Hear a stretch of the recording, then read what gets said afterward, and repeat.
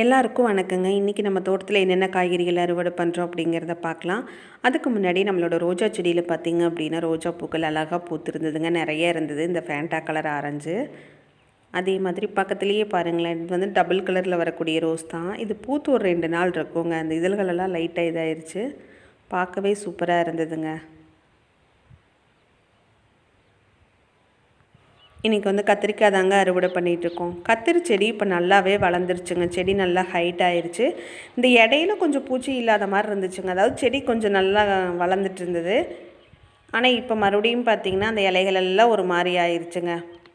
நம்மளுமே எதுவுமே பண்ணாமல் காய எடுக்கணும் அப்படின்னு நினச்சோம் அப்படின்னா இனி எப்படிங்க வரும்? மாடியில் அந்த மாதிரி இருந்தால் கூட கொஞ்சம் நமக்கு பூச்சி தாக்குதல் இல்லாமல் இருக்கும், கம்மியாக இருக்கும். நிலத்தில் வைக்கும்போது அதுவும் இப்போ பார்த்திங்கன்னா நம்மளோட பப்பாளி காடெல்லாம் இப்போ தான் நம்ம ரீசெண்டாக ஓட்டி விட்டோம்.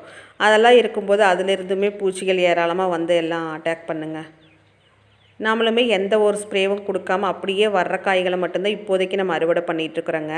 ஏன்னா எதுவுமே தெளிக்கலைங்க. நம்ம ஒன்று செய்யணும் அப்படின்னு நினைக்கும்போது அது வந்து பார்த்திங்கன்னா என்னன்னே தெரிலங்க, தள்ளி தள்ளி போயிட்டே இருக்குது. அதாவது நம்ம வந்து ஒன்று சரி ஸ்ப்ரே கொடுக்கலாம் அப்படின்னு நினைக்கும்போது என்ன ஆகும்னா, திடீர்னு நம்ம எதிரே பார்த்துருக்க மாட்டோம், மழை வருதுங்க, வெயிலும் அடிக்குது, மழையும் பெய்யுது, கிளைமேட்டையும் ஒன்றும் சொல்ல முடியல. நம்மளால் கெஸ் பண்ண முடியாமல் நடந்துட்டுருக்குன்னு வச்சுக்கோங்களேன். நம்ம தோட்டத்துலேயுமே கொஞ்சம் வேலைகள் வந்து இருந்துகிட்டு இருந்தது. நல்லா வெயில் அடிச்சிட்ருக்குங்க. நம்மளே யதார்த்தமாக தான் இருப்போம். அதுவும் குறிப்பாக மதியத்துலலாம் உட்காந்து அசால்ட்டாக சாப்பிட்டுட்டு இருக்கும்போது என்ன ஆகுது அப்படின்னா, திடீர்னு மழை வந்து படபட படபடன்னு விழுகுதுங்க. வெயிலும் அடிச்சிட்ருக்கு. நம்ம அவசரமாக ஓடி போய் அந்த துணி எடுக்கிற மாதிரி இருக்குது. அவ்வளோதாங்க. அங்கே இருந்த கத்திரிக்காய் எடுத்துகிட்டு இந்த பாருங்களேன், இந்த சைடு ஒரு செடி மட்டும்தான் இருக்குது. இதில் இருக்கக்கூடிய இலைகள் பார்த்திங்கன்னா தெரியுது, ஓரளவுக்கு நல்லா இருக்குது. தனியாக இருக்குது இல்லைங்களா, இது இந்த சைடு இருக்குது. இதுலேயே இன்றைக்கி கொஞ்சம் காய்கள் இருந்ததுங்க. அவ்வளோதாங்க, நம்மளோட கத்திரிக்காய் வந்து அறுவடை பண்ணியாச்சு. அடுத்தது இன்றைக்கி பொரியல் தட்டை தாங்க. அதுவுமே கொஞ்சம் நிறைய இருந்துச்சு. நம்ம செடிகள் அங்கங்கே போட்டிருக்கோம் இல்லைங்களா, எல்லாத்துலேயுமே ஓரளவுக்கு காய்கள் இருந்தது. பொரியல் தட்டை பொறுத்த வரைக்கும் நம்ம ஸ்டார்டிங்கில் அந்த கொழுந்துகள் வர வர கரெக்டாக நல்லா கிள்ளி விட்டோம் அப்படின்னா தாங்க காய்கள் நல்லா வைக்கும். நல்லா குத்து செடியாக வந்தால் அப்படியே கொத்து கொத்த காய்கள் நிறைய வைக்குங்க. நம்ம ஸ்டார்டிங்கில் இது மேலே ஒரு கொடி வந்து படர்ந்து மூடி வச்சுருந்தது. அதனால் பெருசாக கொழுந்து கிள்ள முடியல இந்த செடிகளில். இன்னும் ஒரு சில செடிகள்லேயும் அப்படி தாங்க கொழுந்து கிள்ளி விடுற அளவுக்கு காய்கள் நல்லா காய்க்குங்க. பொரியல் தட்டை யாருக்கெல்லாம் ரொம்ப பிடிக்கும் அப்படிங்கிறத மறக்காமல் கமெண்ட்டில் சொல்லுங்கள். யாரெல்லாம் சமைச்சிருக்கீங்க அப்படின்ட்டு. எனக்கு வந்து இது ரொம்ப பிடிக்குங்க. பொரியல் பண்ணோம் அப்படின்னா சூப்பராக இருக்கும். இந்த காய்கள் வந்து நம்ம அறுவடை பண்ணவே கொஞ்சம் வெளியில் போகணும் அப்படிங்கிற மாதிரி வந்து நாங்கள் இதை அறுவடை பண்ணதே கிளம்பிட்டேங்க. இன்னும் நம்ம பறிக்க வேண்டியது கொஞ்சம் இருந்ததுங்க. செடியில் வந்து கொய்யாப்பழம் பழத்து இருந்தது, செரி இருந்தது, அதுக்கப்புறம் கோவக்காய், இந்த மாதிரி ஒரு சில காய்கள் இருந்தது. சரின்ட்டு அதெல்லாமே நம்ம வந்து பறிக்கலைங்க. நம்ம வெளியே போகணும் அப்படின்னு அவசரமாக வந்து கிளம்பியாச்சுங்க. சரி, காலையில் எல்லாத்தையுமே பறிச்சுட்டு சேர்ந்தாப்பில் வீடியோ ஒன்றா போடலாம் அப்படின்னு பார்த்தா காலங்காத்தால் மழை வர ஆரம்பிச்சிருச்சுங்க. அதே மாதிரி கொஞ்சம் மழை பெஞ்சிட்டே இருக்கிறதால நமக்குமே ஒரு சில செடிகள் வந்து போயிருச்சுங்க. நான் ஸ்டார்டிங்கில் நட்டும்போதே சொல்லியிருப்பேன், பீட்ரூட் நடவு பண்ணும்போதே மழை ரொம்ப பெஞ்சா தாங்காது அப்படின்ட்டு. அதே மாதிரி தாங்க அது வந்து போயிடுச்சு. அதே மாதிரி முள்ளங்கியும் நமக்கு காஞ்சிருச்சு. பாவக்காய் செடி வச்சுருந்தோம் இல்லைங்களா, அதுவுமே மழைக்கு வந்து நமக்கு போச்சுங்க. பாலக்கீரை ஓரளவுக்கு முளைச்செல்லாம் வந்துருச்சுங்க. ஆனால் என்ன ஆகுதுன்னா இப்போ கொஞ்சம் பூச்சி தாக்குதல் அதிகமாக இருந்துகிட்ருக்கு. அது யாருக்கு பக்கத்தில்னு பாருங்கள், இருந்து கத்தரி செடி பக்கத்தில் போயிட்டு நடவு பண்ணி வச்சுருக்கோங்க. நம்ம சேனல் பார்த்துட்ருக்குறவங்க யாரெல்லாம் நீங்கள் செடிகள் வளர்க்குறீங்க அப்படிங்கிறத மறக்காமல் கமெண்ட்டில் சொல்லுங்கள். யார் வந்தாலும் அப்படி தாங்க, நம்ம ஒரு இடத்துல ஃபோக்கஸ் பண்ணால் அவங்க ஒரு இடத்துல நகர்ந்து போயிடுவாங்க. காய்கள் ஒரு இடத்துல பறிப்பாங்க. இந்த காய் பாருங்களேன், ஏதோ ஒன்று வந்து ஃபுல்லாக கடிச்சு வச்சுருக்கு. மயிலா இல்லை என்னன்னு தெரியல. நல்லா உரிச்சு அப்படியே விதைகளை போட்டிருக்கு. இதில் இருக்கிறது பார்த்திங்கன்னா ஒரு 2-3 காய் முத்தி இருக்குங்க. இதை வந்து நம்ம அந்த விதைகள் வந்து யூஸ் பண்ணிக்கலாம்.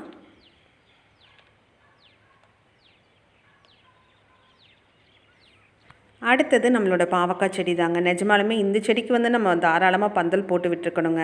ஏன்னா மழைக்குமே எதுவும் ஆகலை. செடியில் நல்லா அப்பப்போ ஒரு 5-6 காய் வந்து கிடச்சிட்டே இருக்குது, தொடர்ந்து பூக்கள் வைக்குது. அதே மாதிரி இந்த செடி போயிட்டு அந்த செடி மேலே படர்ந்து அதை வந்து இப்போ ஒரு வழியாக அமுத்திட்டு இருக்குங்க. பந்தல் போட்டு விட்டுருந்தோம் அப்படின்னா அந்த செடியும் நல்லா இருந்திருக்கும். இதுவும் வந்து இன்னும் நல்லா காய்கள் வந்து காய்ச்சிருக்கும். நமக்கு நிறைய காய்கள் கூட தெரியறது இல்லைங்க.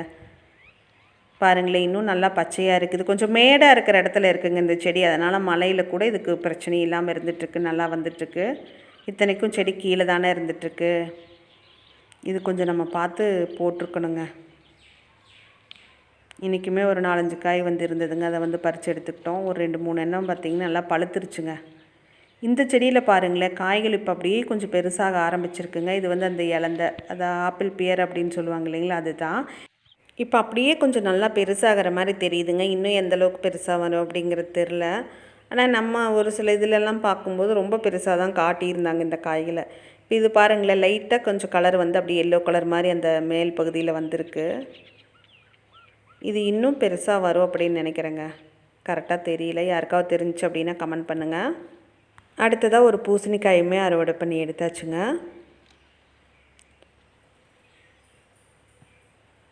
புடலங்காயில் இன்னும் இந்த சைடு கொஞ்சம் பூக்கள் அப்படியே வச்சுட்டே தாங்க இருக்குது. இப்போ இந்த பக்கம் என்னாச்சுன்னு பார்த்தீங்கன்னா, அந்த பந்தல் வந்து அப்படியே சாஞ்சிருச்சுங்க.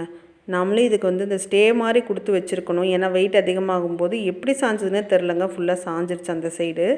அதில் ஒரு புடலங்காய் வந்து பின்னாடி சைடு இருந்ததுங்க. சரின்ட்டு அதை வந்து அறுவடை பண்ணி எடுத்தாச்சு.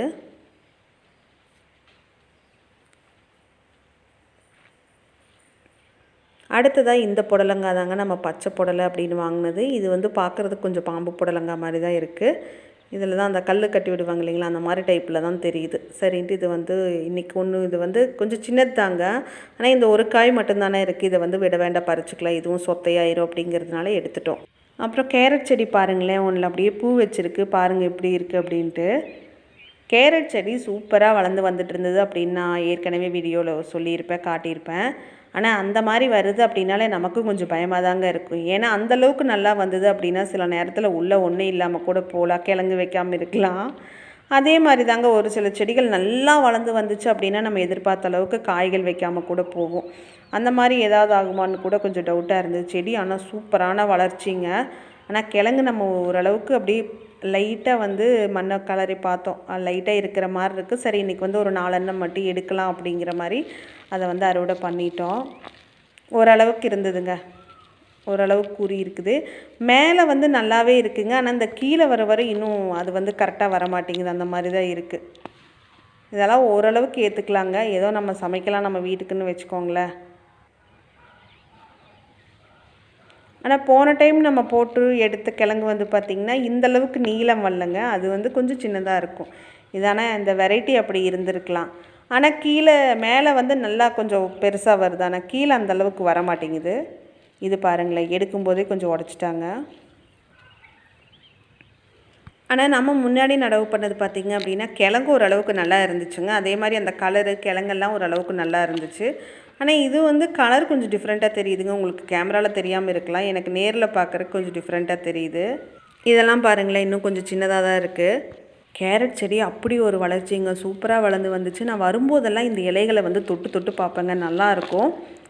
இன்றைக்கி நம்மளோட அறுவடை முடிஞ்சதுங்க. கேரட் பார்த்திங்க அப்படின்னா இந்த லாஸ்ட்டில் 3 என்ன நல்லா இருக்குங்க, இந்த பக்கம் ஒன்று நல்லா இருக்குது, அந்த இடையில 2ல் ஒன்று சின்னதாக இருக்குது, ஒன்றில் ஏதோ டிசீஸ் மாதிரி இருக்குங்க. மீதி இருக்கிற கிழங்கெல்லாம் ஓரளவுக்கு ஊறி இருக்குதுங்க. நல்லா ஊறிச்சு அப்படின்னு சொல்ல முடியாது. அவ்வளோதாங்க இன்றைக்கி நம்மளோட அறுவடை பார்த்திங்க அப்படின்னா இன்னும் பாதி அறுவடை பண்ண வேண்டியது இருக்குது, அது பண்ணலைங்க, நமக்கு டைமும் இல்லை. கேரட்டு, புடலங்காய், கத்திரிக்காய், பாவக்காய், பொரியல் தட்டை, பூசணிக்காய் அப்படிங்கிற மாதிரி அறுவடை பண்ணியிருக்கோம். இந்த அறுவடை உங்களுக்கு பிடிச்சிருந்தது அப்படின்னா வீடியோக்கு ஒரு லைக் பண்ணிடுங்க, நம்ம சேனலை சப்ஸ்கிரைப் பண்ணிக்கோங்க. நன்றி.